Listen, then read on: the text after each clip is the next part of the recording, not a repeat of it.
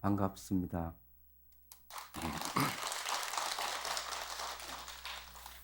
어, 생명살림 대법회에 자살 이야기를 하니까 마음이 무겁습니다.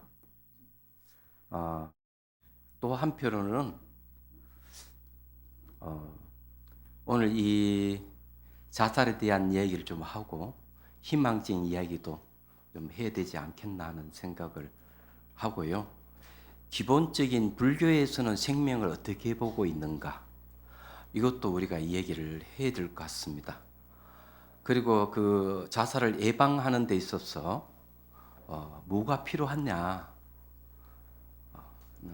결론적인 얘기를 하면은 지혜가 필요하고 자비가 필요하고, 그 실천을 하는 데 있어서 우리가 명상을 해야 되지 않을까, 이런 생각을 합니다.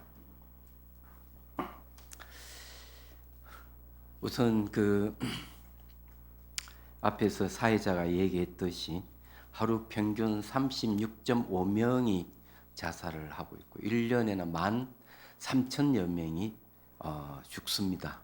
자살로. OECD 국가 중에서 다른 국가들보다는 2배 많습니다. 자살률 1위라는 오명을 갖고 있죠. 여기에는 이제 여러 가지 이유가 있겠죠. 여러 가지 이유가 있는데, 우선 이제 우리가 경제 발전을 하는 과정에서 경제적 문제로 자살하는 경우가 상당히 많습니다. 그다음 질병 문제, 그다음 이제 고독의 문제, 대인 관계에서 화를 참지 못해서 자살하는 경우도 있습니다. 그러면 공통적으로 오는 것은 우울증이에요. 우울증이 오고 그다음 자살할 생각을 하면서 자살 행동으로 옮기게 되는 겁니다. 여기에는 윤리적인 문제가 있습니다. 자살한다는 것은 자기가 자기를 죽이는 것이기 때문에 살인 행위예요. 그런데 여기에는 우리가 생각해 봐야 될 것이 뭔가 하면은, 잘못된 생각을 가지고 있을 때 사람들은 어떤 역경을 처하게 되면은 그것을 반드시 이겨내는 사람이 있지만은, 역경에 처하게 되면은 자살해버리는 사람이 있습니다. 그 이면에는 뭐가 있을까? 번뇌가 자리 잡고 있겠지만은 잘못된 견해를 가지고 있는 경우가 많이 있어요. 그래서 어려움에 처하게 되면은 가족과의 단절, 사회의 단절이 오거나 소속감이 사라져 버렸을 때 탈출구를 자살로 택하는 경우가 많죠. 근데 이런 데는 이제 잘못 알고 있는 것 때문에 이제 문제가 생긴다고 저는 그렇게 봅니다. 자, 그 생명에 대한 얘기를 좀 하죠. 우리나라의 아주 유명한 스님 한 분 계시는데, 진묵대사라고.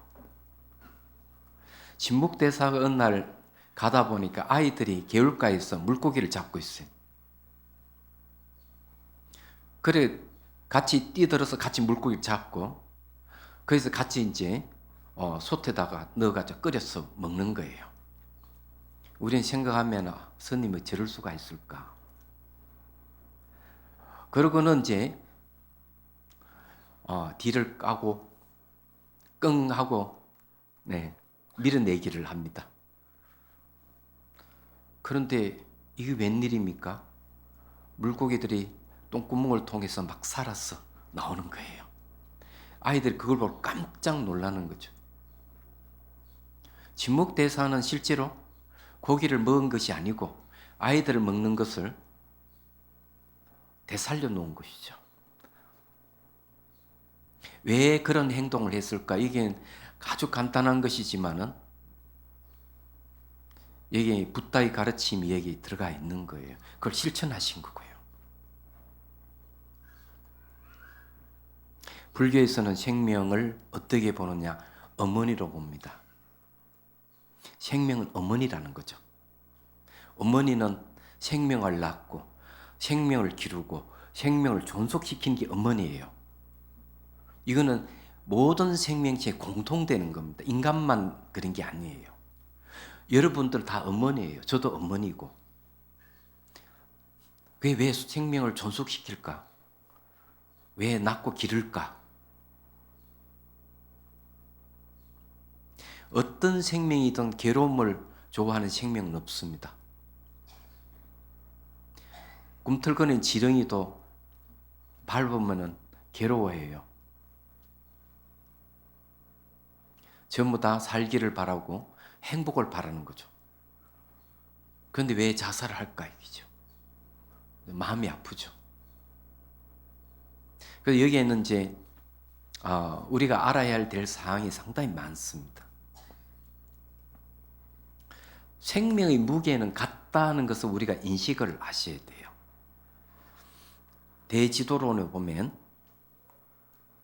어느 왕이 시기왕이라고 그러는데 왕이 보시하기를 아주 좋아하는 왕이었어. 어느 날 비둘기가 달려들면서 이렇게 얘기합니다. 저 좀 살려주세요. 뒤에 독수리가 와서 저를 잡아먹으려 합니다.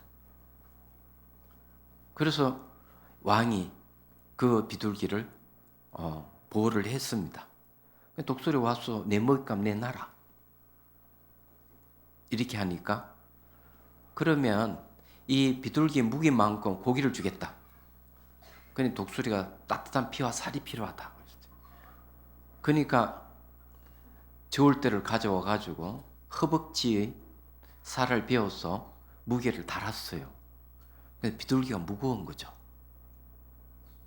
이 왕이 저울대에 오르니까 비둘기의 몸무게가 똑같아지는 겁니다.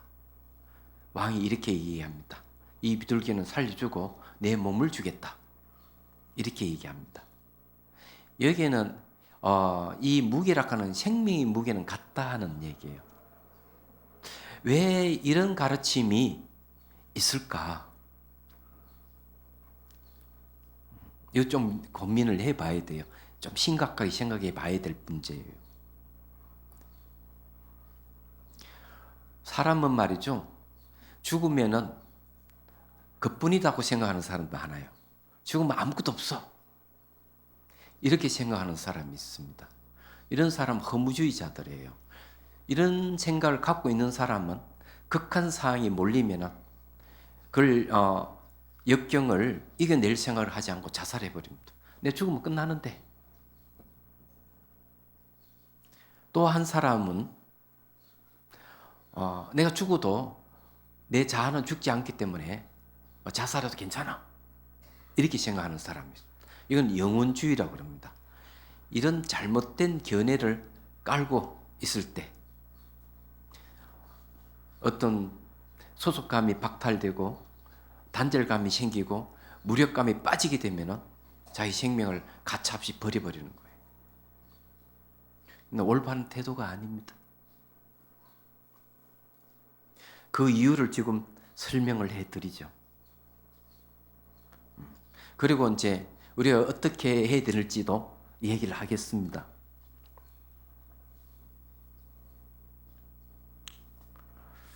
사람이 죽으면 끝난다. 그러면 사람이 죽으면 끝나버리면 태어나는 아기가 없어야 돼요. 태어나는 동물도 없어야 되고 죽어서 끝나는 게 아니라는 얘기죠. 잘못된 생각이에요. 근데 문제는 뭘 얘기하는가 하면은 우리 마음의 본성을 들다 봤을 때 자기의 어떤 행위를 하느냐에 따라서 자기 삶이 순간순간 결정된다는 거예요. 이게 무슨 말이냐면요. 자기의 행동은 자기가 책임을 져야 돼요. 얘기하자면. 이런 얘기입니다. 우리는 자살해서 죽는다 해서 생명이 끝나는 것이 아니기 때문에 문제가 생기는 것이죠. 우리 마음의 본성은 어떤 것으로부터 결정이 안 돼 있다고 부처님께서 설명하십니다. 우리 마음의 본성은 남자로 결정되어 있지도 않고 여자로 결정되어 있지도 않고 사람으로 결정되어 있지도 않고 동물로도 결정되어 있지 않고 귀신으로 결정되어 있지도 않고 아수라로 결정되어 있지도 않고 천상의 신으로도 결정이 안 돼 있대. 마음은 결정이 안 돼 있어요. 비어 있어요. 그러면은 나의 삶을 결정하는 것은 무엇일까? 지금 말하고 생각하고 행동 옮기는 순간순간 그 행위에 의해서 결정된다는 거죠. 이게 문제예요. 나를 죽일 때 그 죽이는 행위는 마음의 정보로서 고스란히 저장이 됩니다. 사람을 죽이고 생명을 죽이고 남을 해치는 것, 자기 자신도 포함되어 있어요. 그걸 지옥의 심리라고 합니다. 이 지옥의 심리가 마음에 저장되어 있다가 다음 시간 결정하는 거예요. 그러면 지옥으로 가는 겁니다. 내가 지은 것은 내가 받게 돼 있다. 인과 법칙에서 벗어나는 거 하나도 없어요. 그래서 생명을 죽이지 말아라. 자기를 포함해서 모든 생명은 고귀하다. 왜? 생명은 어머니이기 때문에. 여러분들은요, 다 어머니로부터 태어났습니다. 우리 여기 보니 참새가 왔다 갔다 하는데 전생에 우리는 참새를 어머니로 모시고 있을 수도 있습니다. 또는 우리가 다른 생명을 낳을 수도 있죠. 모든 생명은 생명을 낳습니다. 존속시키죠. 그래서 어머니라고 그러는 거죠. 그러면 함부로 자기 목숨을 끊는 것은 안 되죠. 있을 수가 없는 겁니다. 그래서 이제 행위가 매 순간 나의 삶을 결정할 뿐만 아니라 다음 생을 결정한다는 걸 생각하셔야 돼요. 얘기하자면 이 자살 문제는 개인의 문제가 아니고요. 사회의 문제이기도 해요. 바로 우리들의 문제이기도 합니다. 특수한 자살 외에는 보편적으로 자살하는 경우 외에는 분노에 의해서 자살하는 경우가 있습니다. 무력감에 의해서 자살하는 경우도 있고 다양합니다. 그런데 전부 다 마음의 문제예요. 마음이라는 것은요, 원래 생사가 없어요. 생로병사가 없습니다. 마음의 본성은. 마음은 물질도 아니고 비물질도 아니기 때문에 그렇습니다. 모양이 있는 것도 아니고 색깔이 있는 것도 아니에요. 그런데 이 마음이 마치 요술같이 요동칠 때 이 마음에 따라서 자기 삶이 결정되는 거죠. 이 마음에서 행위가 일어나는 겁니다. 이 행위가 또 마음에 영향을 주는 거예요. 너무 심각한 이야기를 하니까 그렇죠. 자, 그러면 붓다의 깨달음은 어떤 것을 얘기할까? 이렇게 얘기하죠. 모든 존재는 상호 오존에 있어서 분리되어 있는 것도 아무것도 없다. 부처님께서 이렇게 선언하셨어요. 모든 존재는 상호 오존에서 분리되어 있지 않다면 평등하다는 뜻입니다. 그리고 모든 존재는 고귀하다는 뜻입니다. 그래서 부처님께서 이렇게 얘기합니다. 어느 분이 찾아와서 부처님이요, 부처님이 깨달으신 그 연기법은 당신이 만든 것입니까? 다른 사람이 만든 것입니까? 부처님께 이렇게 얘기합니다. 내가 이 세상에 출현하거나 출현하지 않거나 아무 상관이 없이 이 연기법은 상주하는 것이다. 그런데 경전에서는 이렇게 얘기하죠. 이 연기라 하는 진리는, 연기는 상호 의존이라는 뜻이고 인과의 뜻을 가지고 있습니다. 이것은 무시시래의 것이다. 비롯함이 없는 때로부터 처음과 끝이 없다. 이 말은 생명은 처음과 끝이 없다고 하는 이야기입니다. 두 번째, 일체 모든 것들이 이 연기를 의지하고 있다. 세 번째, 열반도 연기고 윤회도 연기다. 연기라는 사실, 상호 오존하고 있다는 사실을 잘 알면은 바로 열반을 얻을 것이고 모르면 윤회를 한다는 거죠. 불교의 생명과는 순환적이에요. 종말론이 없어요. 종말이라는 게 없습니다. 태어나면은 다시 생로병사로 죽게 되고 죽으면 다시 태어나요. 태어나고 죽고 태어나고 죽고 반복을 해요. 반복을 하는데 우리 어떨 때는 지옥에 갔다가 어떤 때는 동물의 세계에 태어났다가 어떤 아기의 세계로 태어났다가 귀신의 세계죠. 어떤 때는 아수라의 세계로 태어났다가 다시 인간으로 태어났다가 어떨 때는 천사에 태어났다가 천사에서 끝이 아니에요. 지옥이 끝이 아니고 천국이 끝이 아니라는 얘기예요. 또 윤회를 하는 거죠. 천국에 태어났다가 인간으로 태어났다가 이러는 거예요. 왜 그런 얘기를 하느냐?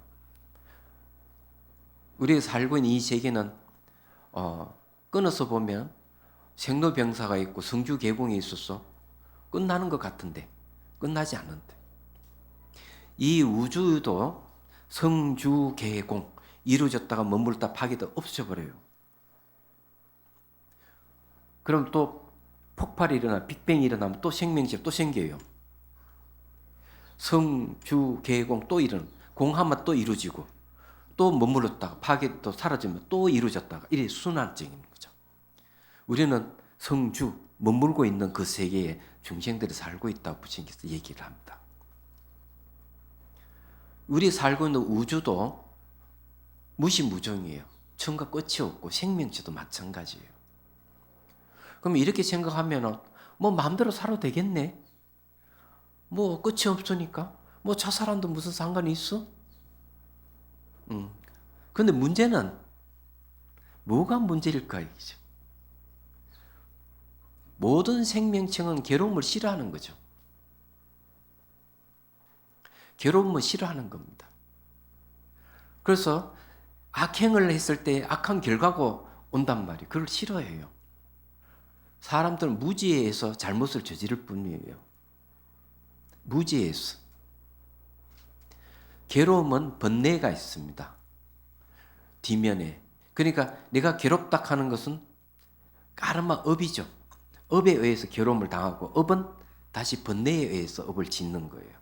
업이라고 하는 말은 마음의 움직임을 얘기하는 대상에 반응하는 내 감정, 생각, 느낌 이런 것들이 전부 다 업입니다. 업이라고 하는 건 마음의 움직임이에요. 내 마음의 움직임에 의해서 행동을 하고 말을 하고 생각을 하고 이렇게 하는 거죠. 얘기하자면. 그러면은 그 업을 짓게 하는 건 무지에 있어. 모든 존재는 분리되어 있고 독립되어 있고 스스로 존재한다. 이런 생각을 갖게 되면은 문제가 발생하는 거예요. 좋은 말을 가지려 하고 그 가지지만 분노를 일으키고 절망에 빠지고 소속감이 없어지고 이러면 자살을 해버리고 이러는 거예요. 무지에서 오는 거죠. 그래서 부처님은 모든 존 상호 오존에 있다. 분리되어 있지 않는 것이다. 시간적으로 매 순간순간 변하고 공간적으로 상호 오존에 있고 독립되어 있는 개체는 존재하지 않는다. 모든 생명은 서로 의존적인 관계다. 동체다. 남이 아프면은 자기도 아파하는 거죠. 자, 동체에 대한 얘기를 좀 해보죠. 동체 대비라는 말을 많이 하는데 인도의 아티샤라는 큰 스승이 있는데 그 스승의 스승이 있습니다. 이분은 마이뜨리 요긴이라는 스승인데 어느 날 법상에서 법문을 해요. 근데 저기 법회장 밖에서 개가 짖으니까 한 사람이 화가 났는지 돌멩이를 갖다 개한테 탁 던집니다. 개가 한 대 맞죠. 옆구리를 한 대 맞고는 깽 하고 비명을 지릅니다. 그런데 이 스승이 갑자기 법상에서 법문하다가 탁 떨어져 버 법상에서. 제자들이 어리둥절한 거예요. 스승님께서 왜 이렇게 법상에서 굴러 떨어지지? 스승은 일어서면서 자기 이 가사 자락을 벗어서 보여줍니다. 늑골을 보여주는 거죠. 거기에 시풀이 멍이 들었어요. 왜냐하면 이 스승은 그 계에 대해서 대비심을 갖고 있었던 거죠. 대비심을 갖고 있기 때문에 동체대비라 그럽니다. 개가 맞는 걸 그 순간 자기 똑같이 상처를 입은 거죠.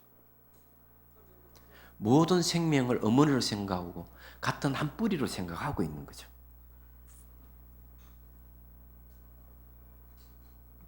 이게 바로 동체대비예요. 이 스님들이 얼만큼 생명에 대해서 인도의 스승 중에 용수라는 스승입니다. 용수라는 큰 스승이 있는데 그 스승의 제자 중에서 훌륭한 분이 한 분 계십니다.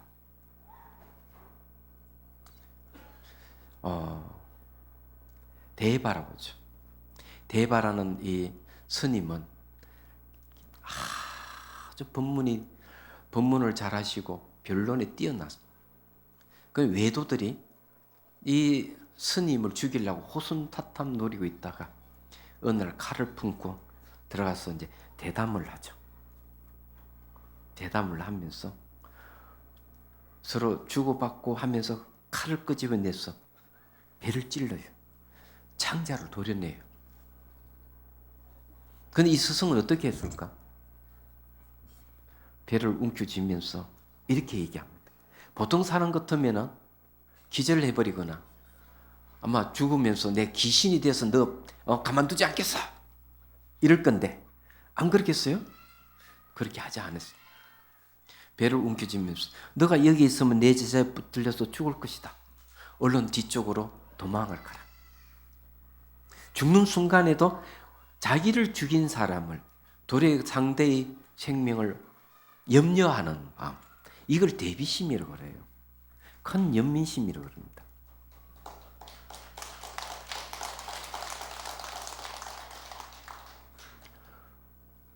왜 이런 가르침이 나왔을까? 모든 존재, 모든 것들, 진리는 분리되어 있지 않다. 모든 생명체는 서로 영향을 주고받으면서 서로 의존관계를 갖고 있다. 이 가르침에서 오는 거죠. 그리고 생명은 어머니라는 얘기죠. 근데 아티샤라는 스님은 이렇게 얘기를 합니다. 생명은 어머니다. 생명을 낳고 길러주시고 존속시킨다. 이게 어머니다. 그래서 우리 이 생명체는 존재하는 것이다. 사람이든 사람이 아니든 모든 생명 고귀하다. 두 번째는 그러면은 어머니에 대해서 은혜를 생각해야 된다. 나를 낳아주신 어머니의 은혜를. 세 번째 은혜를 갚을 생각을 해야 된다. 그 네 번째는 어떻게 해야 돼요? 어머니를 보살펴야 된다. 보호를 해주고 늘 베풀고. 여러분 가족이 나의 자식이든 배우자든 다 어머니예요. 전생에 다 서로가 부모가 되고 자식이 되면서 내려온 것이에요. 서로 인연해서 같이 사는 겁니다. 어머니가 아닌 이가 없어요. 이웃집의 사람들. 지금은 이렇게 거리로 걸어 다니는 사람들. 모든 일에 종사하는 사람들. 어머니가 아닌 이가 없어요. 모든 생명체도 마찬가지예요. 그래서 사랑하는 마음을 내어서 보호를 해줘야 된다. 그리고 어머니가 아프면 어떻게 해야 되느냐. 어머니가 아프면 간호를 하고 또 다치지 않게끔 보호를 해주고, 그걸 연민이라 그럽니다. 그래서 이 사랑과 연민심을 이 우주관에 가득 차게 하라, 이렇게 합니다. 아티샤 스님께서. 왜? 우리는 화가 나면은 이 화가 꽉 차게 돼, 우주관에 꽉 차게 됩니다. 그와 마찬가지로 사랑과 연민, 자비심을 꽉 차게 하라. 그리고 7번째, 마지막에는 보리심을 일으켜라. 보리심의 내용은 모든 생명체, 모든 중생들을 내가 다 구제하겠다는 마음을 내야 된다. 그리고 효과적으로 구제하기 위해서는 내가 실력을 기르어야 되기 때문에 위없는 깨달음을 추구해야 된다. 위없는 깨달음을 추구하는 것은 지혜고, 중생 구제하는 건 자비예요. 지혜와 자비가 바로 보리심입니다. 불교의 목적은 어디 있는가 하면 중생 구제에 있는 것이죠. 여러분, 자살하는 사람들 그건 이제 방치하면 안 됩니다. 항상 그분들은 뭘 하느냐면 자꾸 징조라 그럴까? 자꾸 헐려요. 나 죽고 싶지 않아. 그래서 자기 혼자 죽는 게 아니에요.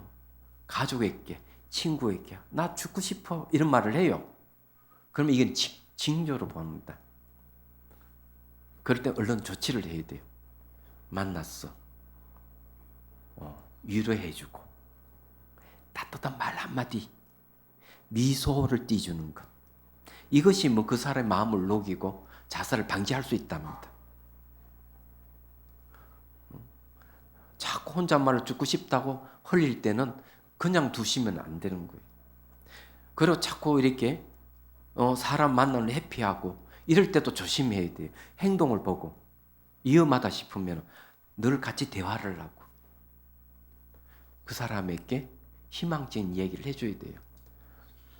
같이 술 마시자 하지 마세요. 술을 마시면 자살해버릴 가능성이 있어요. 왜? 술은 이성을 마비시키고 감정이 흐를 가능성이 많아요. 술을 마시면. 죽고 싶어하는 감정에다가 술을 마시면 마치 불난 집에 기름을 붓는 것 같이 확 진짜 죽어버립니다. 얘기하자면. 그럼 부정적인 이야기 절대로 하지 마셔야 되고. 지나간 말에다 같이 밥 먹자. 이런 소리도 좋아요. 그런데 여러분들이 자살을 방지한다는 것은 그런 거예요. 또 하나 더 얘기를 하고 싶네요. 다르마 락시타라 하는 스님이 계세요. 이 스님 깨달으신 분은 아닌데 역시 아티샤라는 스님의 스승인데 어느 아주 병약하고 쇠약한 사람이 한 분이 계셨어요. 그 의사의 진찰을 받으니까 백약이 무효라. 그 의사가 머뭇거리면서 할 수 없이 그 처방을 내린 내용이 살아있는 사람의 고기를 먹어야 낫는다. 아니 이게 무슨 처방이야? 누가 자기 생사를 떼줄 사람 누가 있겠어요? 그렇지 않아요? 근데 이 소식을 듣고 이 스님이 기꺼이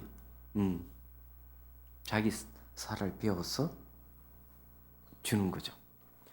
이 사람은 그것을 약으로 해서 먹고 건강을 회복했지만 이 스님은 허벅지 살을 베은 그 자리가 너무나 아프고 밤을 잘 때도 끙끙끙 앓고 3일 내내 아픈 거예요.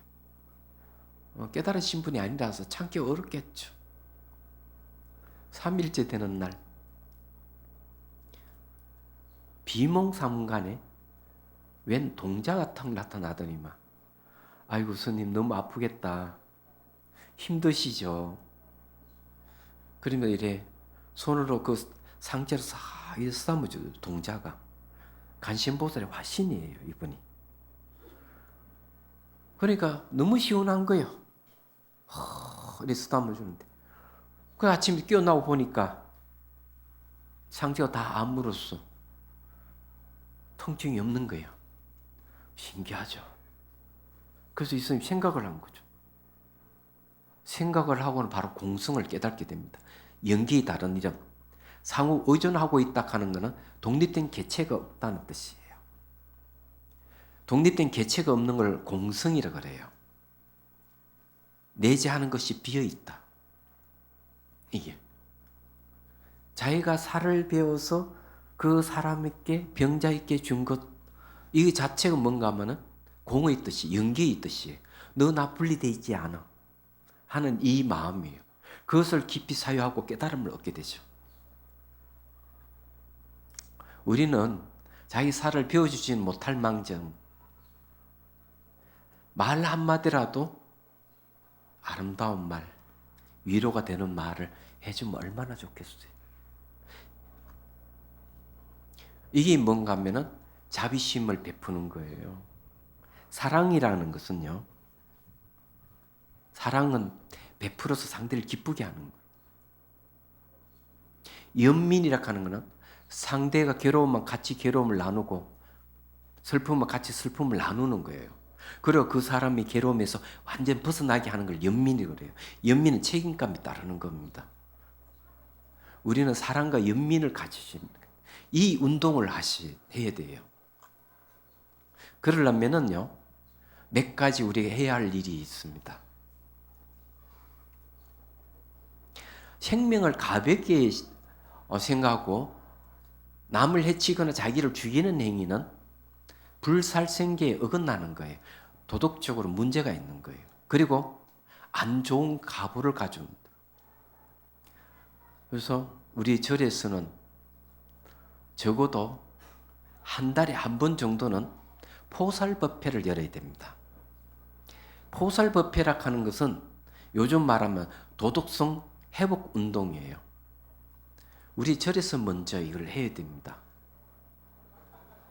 법사스님 법상에 올라가서 계목을 낭독하면은 신도들은 그 계목을 쭉 훑어보고 자기 잘못한 게 있으면은 법회 끝나고 난 뒤에 부처님께 절을 하면 참여를 하면 됩니다. 그럼 자기 죄업이 없어져요. 그 중에서 살생하지 마라, 살인하지 마라 하는 계목이 있습니다.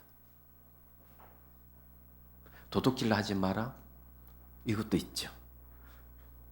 삿된 음행하지 마라, 거짓말 하지 마라, 술 마시지 마, 이런 것도 있죠. 그런 거 쭉 보면서 자기를 반성하는 거죠. 그러면은 마음이 편안해지고 꿈자리에 너무 편안해 잠을 잘 잘 수가 있어요. 불면증 없어져요. 그걸 해야 돼요, 우리가. 두 번째 우리가 해야 할 일은 뭘 얘기하는가 하면은 자기 자신을 되돌아볼 수 있는 명상을 해야 돼요. 우리는 온전히 거의 100% 마음을 바깥으로 향해져 있습니다. 한 번도 자기를 되돌아보지를 않아요. 아니, 100% 중에서 한 70%만 보고 30%는 자기한테 좀 하려면 어떨까? 그 잘 안 되시는 분은 90%는 그래. 바깥쪽으로 마음을 돌리더라도 10% 정도라도 자기에게 한번 시간을 주는 게 좋지 않을까. 자살 예방됩니다. 10분 정도라도. 그래서 이제 방법은 어떻냐? 아주 간단해요. 자비심을 일으킬 수 있는 명상을 하면 좋겠죠. 자, 명상에 대한 얘기를 좀 하죠. 제가 아시는 분인데 이분은 나이가 한 60대네요. 그래서 이제 템플 스테이에 와가지고 명상을 하는데 각종이 벌떡 일어나는 거죠. 그럼 이렇게 얘기를 해요. 아, 내가 친구한테 전화를 해야 되겠다고. 그거 왜 그러냐고. 그러니까. 차방을 이렇게 다시를 이렇게 상상하고 자기를 친구를 초대했대. 40년 전에 막 그냥 다투고 싸운 친구를 화해하고 싶었어. 내 상상 속의 친구를 초대해서 차를 대접을 했는데, 그냥 친구가 벌떡 일어나더니 환한 얼굴로 찻잔을 사진에 탁 쳐버리더라는 거죠. 그러니까 차를 이렇게 주는데 쳐버리니까 깜짝 놀라가 벌떡 일어난 거예요. 그래서 이분이 생각은 그런 거예요. 야, 40년 동안 내가 이렇게 불편한 마음을 가지고 있구나. 그 초대한 친구는 알고 보면은 내가 생각하는 그 친구이기 때문에 나의 심리예요. 나의 심리가 이렇게 40년 동안 불편해 있고 40년 동안 나를 힘들게 했구나. 내가 당장 친구에 전화를 해야 되겠다. 그럼 이분이 전화를 하니까 너무나 반갑게 같은 동네에 살면서 40년 싸웠다고 해서 전화 한 통화도 보지도 않고 이랬는데 그래서 40년 만에 화해를 했대요. 그래서 문제를 하나 해결한 거죠. 얘기하자면은 어떤 분은 날마다 자기를 힘들게 한 사람 다 초대하고 내가 힘들게 한 사람들 다 초대가 차를 대접하거나 머리에 물을 부주거나 이렇게 했대요. 그리고는 당신을 사랑합니다. 당신은 건강하기를 바랍니다. 당신 나를 해코지하고 힘들겠지만 내 당신을 용서합니다.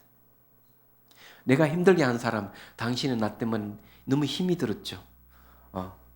당신이 잘못한 것을 용서를 구합니다. 1년 내내 그렇게 했대요. 그리고 이분이 못난 성격이 바뀌었답니다. 하루에 한 3분 내지 5분만 시간 내면 돼요. 내가 너무 힘이 들 때 나를 초대해가지고 내가 나를 초대해서 차를 대접하고 위로를 해주면 자살 방지가 됩니다. 자살하는 것도 폭력이거든요. 어느 차 선생님이 그 초등학교에 갔어. 제가 사는 동네 옆에 고령이라는데 고령 초등학교에 갔어. 1학년부터 6학년 뭘 했는가 하면 차 명상을 가르쳐 줬어요. 그래서 이제 부모님을 초대하고 사왔던 친구를 초대하고 근데 거기 소감의 아이들이 426명이 된 아이들이 거의 대부분 소감문 이렇게 부모님을 초대해서 차를 공양 올렸더니만 부모님 너무 즐거워 좋아하셨어. 오늘 내 부모님께 효도했다 아이들이. 사왔던 친구를 초대 차를 대접을 해서 화해했다. 너무 기분 좋아. 이때 내가 화 푸는 방법을 배우지 못했는데 화를 푸는 방법을 배워서 너무 좋아. 선생님 고맙습니다. 이럴 수 있어요. 그 제목이 청소년 폭력 예방 명상 프로그램이에요. 자기를 죽이는 건 폭력입니다. 남을 죽이는 것도 마찬가지고. 명상이 이런 걸 예방하는 거죠. 관계성, 모든 존재 상호 오전 관계에 닥하는 거. 이렇게 선물을 하고 대접을 하고 이거 자체가 이 자살 문제를 방지할 수 있어요. 그런 비슷한 혼자서 소속감을 났어. 어떤 잔들 현상을 보이고 있는 사람이 있으면 불러서 같이 커피도 마시고 차도 마시고 밥도 한 끼 같이 하고 가족이 서로 보기 힘들면 커피 타임이든 차 타임을 한번 하시든지 같이 음식을 같이 먹든지 외식을 하든지 이런 걸 자주 가지셔야 됩니다. 그럼 그 예방이 돼요. 그러면서 따뜻한 말 한마디. 이때까지 참 보기 힘들었는데 미안하다. 이 말 한마디에만 아이들 얼마나 좋아하겠어요. 청소년들이 자살하는 건 성적이라든지 진로 문제로 자살을 많이 한대요. 왕따로도 자살하기도 하고. 그래서 가족이 같이 이렇게 모였어. 차도 마시고 커피도 마시고 밥도 함께 하고 따뜻한 말을 한마디에 오고 가는 게 좋아요. 그게 어렵지 않잖아요. 돈 드는 일도 아닌데. 안 그래요? 자, 그리고 이제 우리는 뭘 봐야 되는데 연기라 하는 사실을 봐야 돼. 연기는 상호 오존 관계라 하는 거. 이게 진리예요. 그 연기 다른 이름이 시간적으로 매 순간 변한다는 무상이에요. 그걸 봐야 돼요. 무상하다고 하는 것은 변한다 하는 것은 만족스러운 게 없다 하는 걸 빨리 이해를 해야 돼요. 변하기 때문에. 물건이 변하면은 내가 그 소유하고 있는 물건이 변하면은 만족스럽지 않죠. 사람이 변심을 하면은 만족스럽지 않죠. 특히 더 만족스럽지 않는 건 뭡니까? 영원히 살고 싶은데 주름살 생기면은 만족스럽지 않죠. 그 요즘 좋은 화장품이 많이 나오더라고요. 주름살 제거 화장품. 그 열심히 바르잖아요. 왜? 자기 자신이 만족스럽지 않기 때문에 그것으로라도 만족감 얻으려고 하는 거죠. 그렇지만 그 자기 뜻대로 안 되는 겁니다. 자기 뜻대로 안 되니까 무화라고 하는 거예요. 그래서 무상고 무화가 한 세트예요. 그 다음 한 발 더 나아가면은 내재하는 것이 없다 하는 공을 알게 되죠. 공성이라고 얘기하는 것은 무한한 가능성을 얘기합니다. 나는 결정되어 있지 않기 때문에 공이라고 하는 거죠. 내 마음의 본성은 비어 있어요. 공적하다 그랬어요. 금강산매경에 보면. 근데 이건 무한한 가능성을 얘기합니다. 우리 금을 갖다가 막 이렇게 두드려서 장신구를 만들 수 있듯이 이 비어 있는 마음을 잘 단련을 시키면은 법신을 이룬다고 이렇게 금강산매경론에서 얘기를 합니다. 나에게 무한한 가능성이 있다. 절망에 빠져서 자살하고 싶은 마음이 있더라도 자기 내면을 한번 들여다보고 자기에게 한번 물음을 던집니다. 그러기 위해서는 이제 하루에 5분이든 10분이든 할애를 해서 자기 내면을 들여다보는 훈련을 좀 하셔야 돼요. 얘기하죠. 방법은 간단해요. 간신보살님께서 오셔서 저에게 물을 부어준다고 상상하십시오. 감로수. 물이 몸에 이렇게 접촉되죠. 그걸 쫙 이렇게 지켜보는 거죠. 이게 뭔가 자비심을 일으키는 방법이에요. 내가 나에게 물을 부어줘도 되고 어머니가 나에게 물을 부어준다고 생각해도 됩니다. 그리고 접촉되는 물을 잘 지켜보면 몸이 변한다 하는 걸 알게 됩니다. 변하는 걸 지켜보면 몸에 대한 집착이 떨어져 나가죠. 그리고 무소유락하는 생각을 갖게 되면 어떻게 될까요? 변하는 것은 만족스럽지 않은 거고 만족스럽지 않는 건 내 뜻도 될 수 없다 하는 거 알고 모든 걸 조건에서 일어나고 조건이 사라지는 뿐이다. 모든 점은 상호 오존하고 있을 뿐이다. 이걸 알게 되죠. 그러면 집착이 떨어져 나가죠.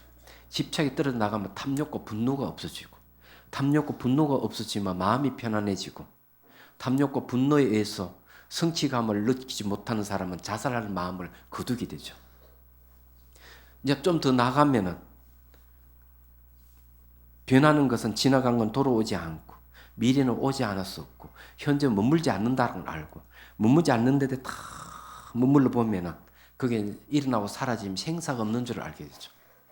생로병사가 없는다 하는 걸 알게 돼요.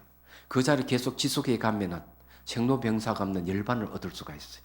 영원한 생명입니다. 열반은 영원한 행복이에요. 그걸 불사 죽지 않는다 이러는 거예요. 그렇지만 내가 나를 죽이는 것은 악행이기 때문에 항상 그 가보가 있습니다. 그건 옳지 못하는 거죠. 깨달음하고 점점 멀어지는 거죠. 여러분들 마지막으로 하고 싶은 말은요. 몸을 소중하게 얘기해야 됩니다. 이 몸은 깨달음을 얻을 수 있는 훌륭한 배와 같아요. 고해를 건너는 배의 역할을 합니다. 이 몸을 혹사시키지 마십시오. 함부로 죽이지 마십시오. 이 몸을 의지해서 담마, 다르마를 깨달을 수 있습니다. 무상고, 무아를 깨달을 수 있고 공성을 깨달을 수 있고 연기를 깨달을 수가 있습니다. 나의 생명은 죽지 않는다는 진실을 깨달을 수가 있습니다. 그런 모든 존재 한 뿌리라 하는 걸 깨닫게 해줍니다. 제가 얘기가 많았죠. 예.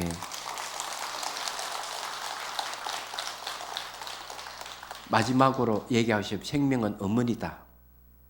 이걸 기억을 하시고 생명의 무게는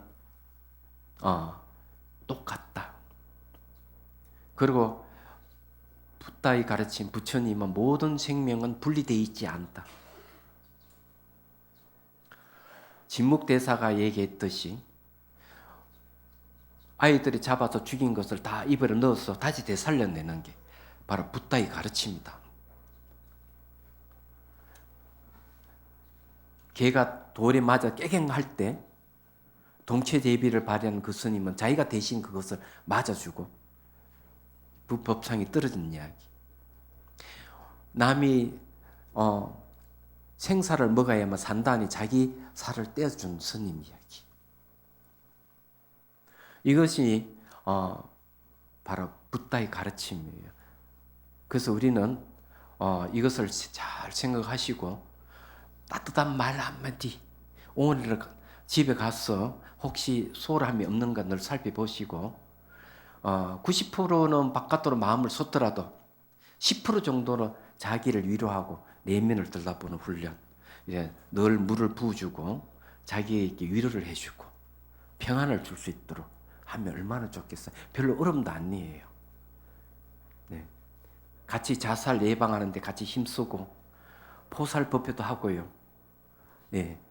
그리고 이렇게 같이 한번 동참을 해서 많은 생명을 한번 살려봅시다. 네, 마치겠습니다.